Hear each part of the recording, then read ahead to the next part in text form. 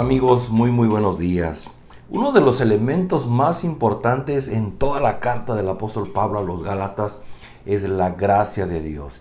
Y gracia significa todo aquello que recibimos de Dios que nosotros no merecemos.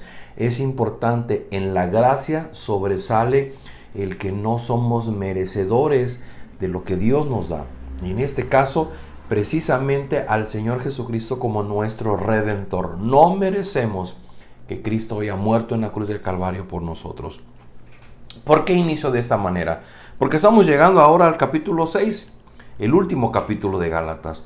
Y como siempre pasa en las cartas de Pablo, al final de sus cartas siempre él habla de una práctica cristiana, del ejercicio cotidiano de una fe.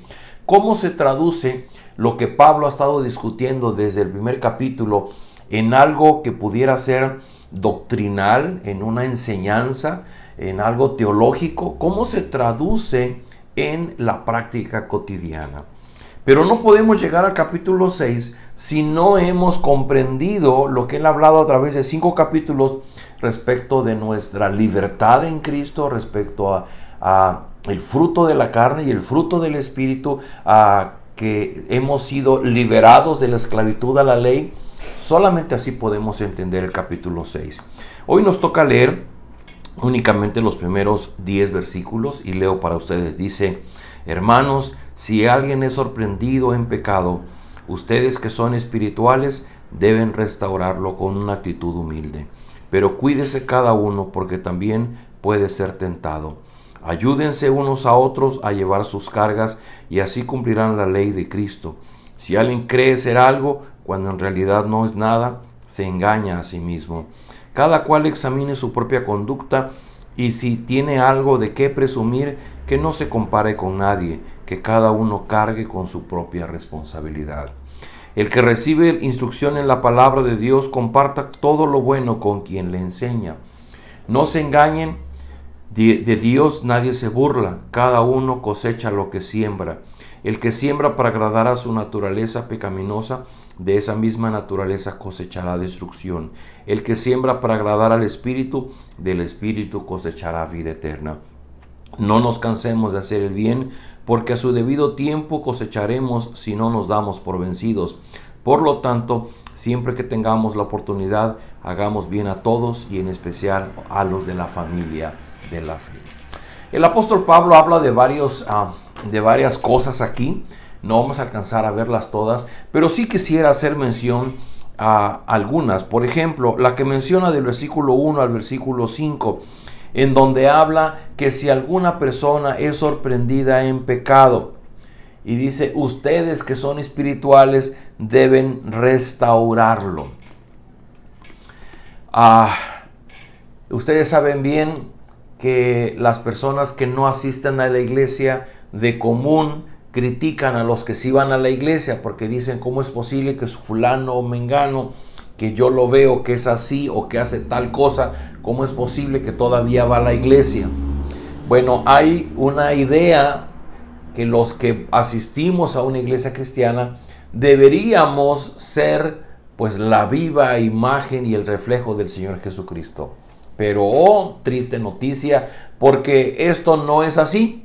Y normalmente quienes están llegando a una iglesia cristiana somos personas que estamos en un proceso de madurez, en un proceso de crecimiento, en un proceso de santificación, y entonces pues tenemos un montón de defectos. El problema no es que los de afuera critican a los que están adentro, eso es lo de menos, es entendible. Ellos ponen su expectativa y quisieran ver a Jesús mismo entrar y salir de un lugar de reunión, lo cual pues no es posible.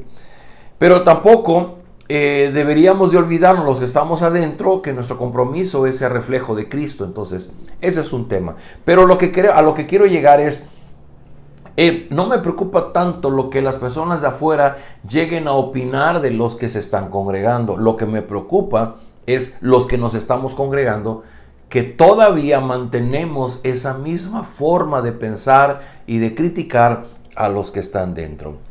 Y causa exactamente la figura del hijo mayor en la parábola de el Dios pródigo o el hijo pródigo, en donde el hijo mayor era un niño tan obediente a su padre que él no estaba puesto sus ojos en agradar al Padre, sino en agradarse a sí mismo frente a su Padre.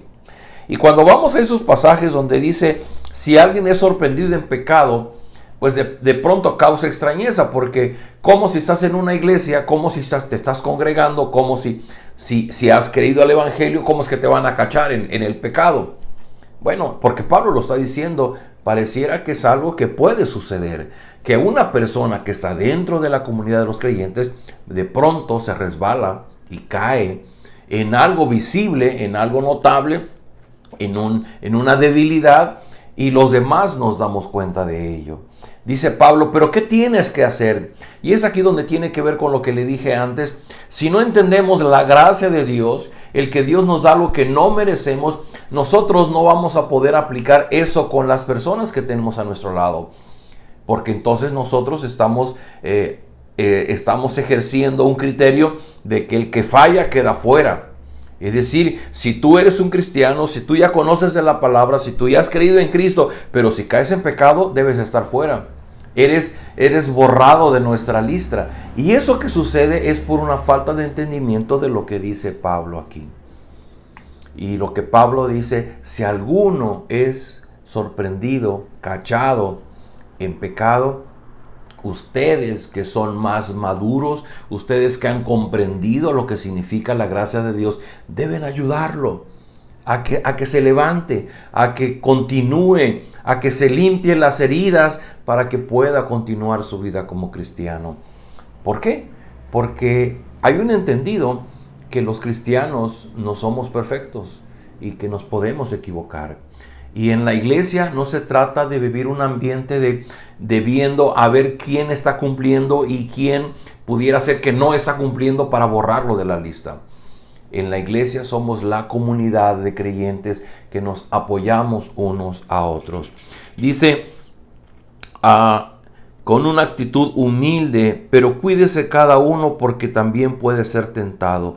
Ayúdense unos a otros a llevar sus cargas y así cumplirán la ley de Cristo.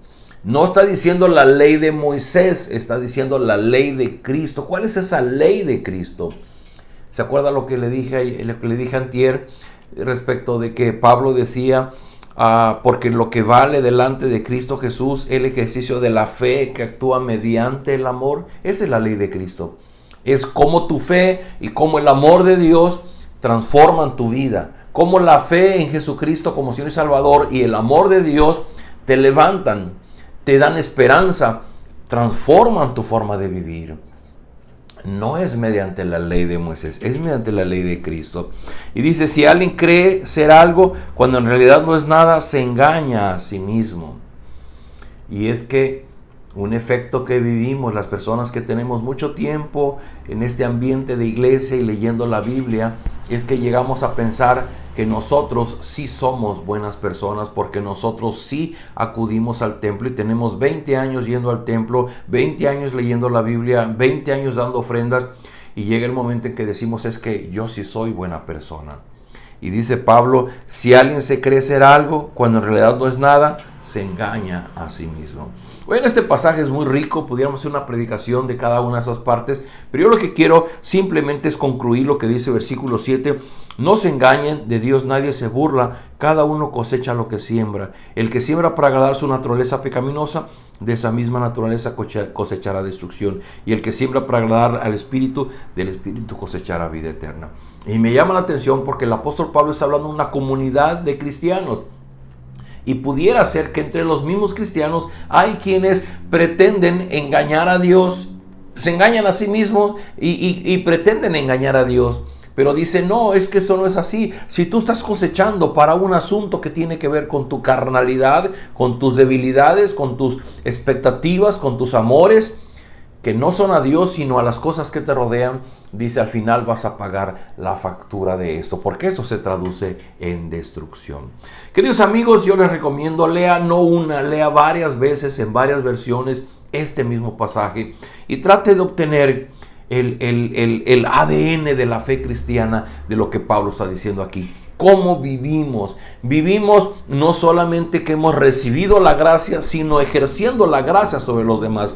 ¿Cómo voy a la persona que está junto a mí, a mi prójimo, y no le doy lo que se merece, como mi crítica, como mi odio, como mi silencio, mi frialdad, sino cómo puedo llegar ante ella dándole de la misma gracia que Dios me ha dado a mí, para abrazarlo, para cobijarlo, para aceptarlo, para ayudarlo a levantarse?